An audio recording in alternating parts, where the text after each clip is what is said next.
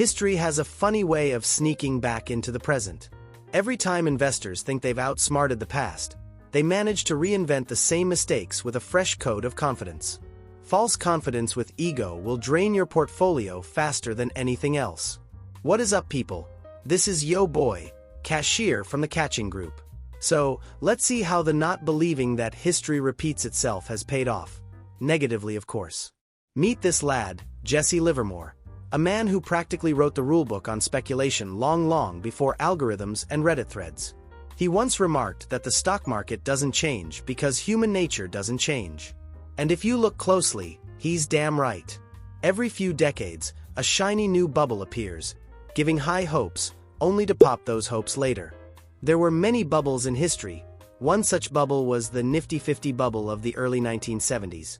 In the late 1960s, America was riding high.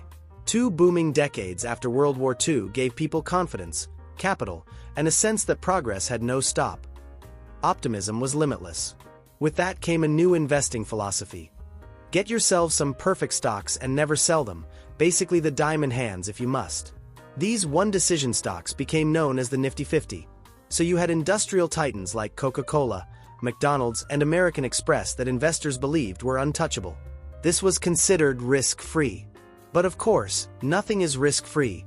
I mean, even in those days too.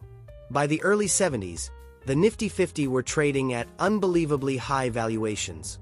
While the broader market sat at a modest price-to-earnings ratio of 15, giants like McDonald's hit 86, and Polaroid nearly tripled that. What the hell? Collectively, the group represented almost half of the US stock market's total value. Of course, what goes up will come down. The crash of 1973. When this crash happened, oil prices spiked, inflation doubled, and the illusion of the one-decision stocks came crashing down. Because when the market fell by half, the legendary blue chips saw their prices annihilated, discarded, dejected, rejected. Coca-Cola dropped over 60%, McDonald's more than 70%, and Polaroid more than 90%. The recovery took nearly a decade. And I think it is safe to assume that the same crash-ish situation might appear. Stay cautious, comrade. Oh boy, look at the time. With that, we have reached at the end of this video. So, what do you think? Can you learn from history too? The history will repeat sometimes later. Save this video for that time. Otherwise, face the wrath of this monster. Bye.